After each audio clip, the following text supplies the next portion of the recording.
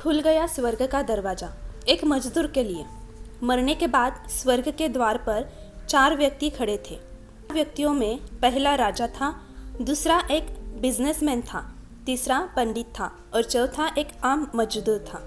किसी को भी यह पता नहीं था कि कौन स्वर्ग के अंदर प्रवेश कर पाएगा और कौन वहीं से वापस लौटा दिया जाएगा।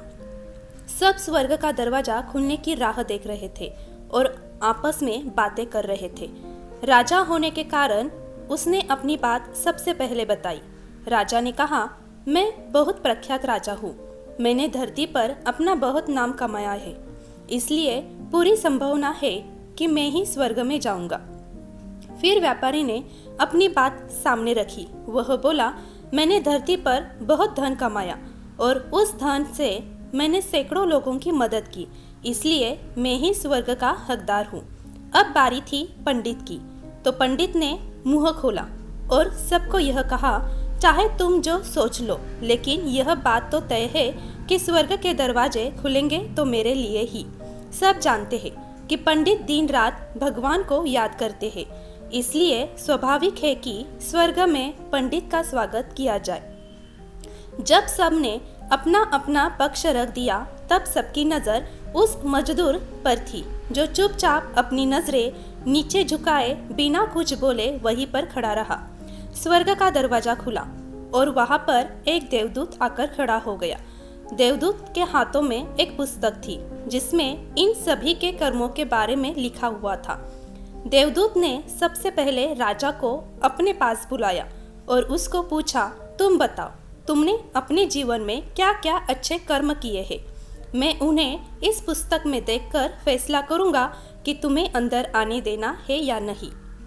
राजा ने कहा, मेरा राज्य जितना बड़ा था उतना ही समृद्ध था और मेरी राज्य के सभी लोग खुशहाल थे। सभी बड़े आनंद से रहते थे। मैंने उन्हें कभी भी किसी भी चीज़ की कमी नहीं होने दी। यही मेरे अच्छे कर्म है। देवदूत ने अपने पुस्तक में देखा और देखने के बाद राजा से कहा, तुम सच बोलते हो। तुमने अपने राज्य की सीमा बढ़ाने के लिए जितने युद्ध किए थे, उन युद्ध की वजह से हजारों सैनिकों की मौत हो गई। उन हजारों सैनिकों के परिवार के दुख का कारण तुम बने थे, इसलिए तुम स्वर्ग में नहीं आ सकते। अब बारी थी व्यापारी की। व्यापारी से जब देवदूत ने पूछा कि तुम्हारे अच्छे कर्म क्या है, तब व्यापारी ने उससे कहा, मैंने सैकड़ों लोगों को खाना खिलाया, कई आश्रमों में दान दिया, कई निराश्रित लोगों के लिए घर बना कर दिया।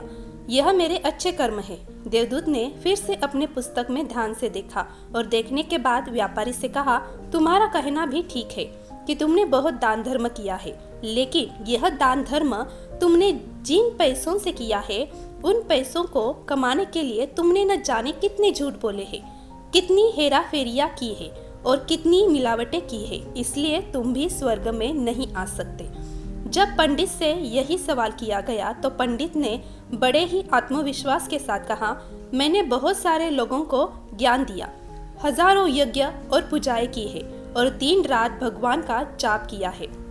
इससे अच्छे कर्म और क्या हो सकते हैं। देवदूत ने अपनी पुस्तक के अंदर झांक कर देखा और पंडित से कहा, अपने जितने भी लोगों को जो भी ज्ञान दिया है, उन बातों पर खुद कभी अमल नहीं किया। अपने यज्ञ, पूजा या भगवान का नाम निस्वार्थ भाव से कभी नहीं लिया, इसलिए आपका भी स्वर्ग में आना प्रतिबंधित है। मजदूर यह सब देखकर हैरान था। वह अब तक जिन्हें महान समझता आ रहा था, उनकी व्याख्या स्वर्ग के दरवाजे पर आकर बदल गई थी। धरती पर जिन कामों को अच्छा समझा जाता है, उनका यहाँ पर कोई मूल्य नहीं था। यमदूत ने जब इस मजदूर को अपने पास बुलाया और इससे पहले कि वह उससे उसके अच्छे कर्मों के बारे में पूछता, मजदूर बोल पड़ा, प्रभु, मैं जानता हूँ कि मैं भी स्वर्ग में आने के लायक नहीं हूँ, लेकिन मैं फिर भी एक बार बाहर से ही स्वर्ग को झांक कर देखना चाहता हूँ। बस इससे ज़्यादा मेरी कोई इच्छा है ही नहीं, क्योंकि ऐसी इच्छा पालने के लिए मैंने जीवन में कुछ भी नहीं किया है। मैं पूरा दिन मेहनत करता और जो भी पैसे कमाता उन्हें अपने परिवार के पालन पोषण में खर्च कर देता, इसलिए दान धर्म के लिए कुछ बचता ही नहीं। लोगों की भला मैं क्या सेवा करता, क्योंकि काम के बाद जो थोड़ा सा समय मिलता उसको अपने ही बूढ़े माँ बाप की सेवा में बिता देता।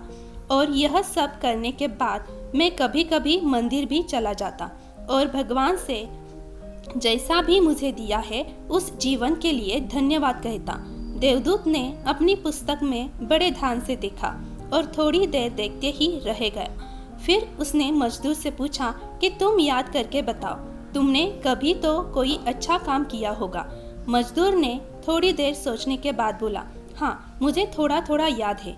एक बार मैं बहुत भूखा था और मैं खाना ही खाने बैठा था कि एक बहुत ही कमज़ोर कुत्ता जो ठीक से चल भी नहीं पा रहा था वह मेरे पास आ गया और मेरे खाने को देखने लगा। तब मैंने अपनी रोटी उसे खिला दी थी और उस दिन मैं खुद भूखा सोया था। उसकी बात सुनने के बाद देवदूत मुस्कुराया और मजदूर को बड़े सम्मान के साथ स्वर्ग के अंदर लेकर गया। दोस्तों, अच्छे कर्म लोभ, मोह, माया इन सब भाव में आकर नहीं किए जाते और ना ही उन्हें अच्छे कर्मों की श्रेणी में गिना जाता है। निस्वार्थ भाव से किया गया एक ही अच्छा कर्म भी आपके जीवन के सारे पाप धोने की शक्ति रखता है। इसलिए जब भी मौका मिले निस्वार्थ भाव से और अच्छे मन से अच्छे कर्म किया करें। दोस्तों, आशा करती हूँ कि आपको यह कहानी पसंद आई होगी। आपको यह कहानी पसंद आई होगी तो मेरे इस चैनल को ज़रूर सब्सक्राइब कीजिए और हाँ, लाइक करना मत भूलिए और अपनी राय कमेंट्स थ्रू मुझे ज़रूर बताइए। तो चलो हम फिर से मिलते हैं अगली कहानी में। तब तक धन्यवाद।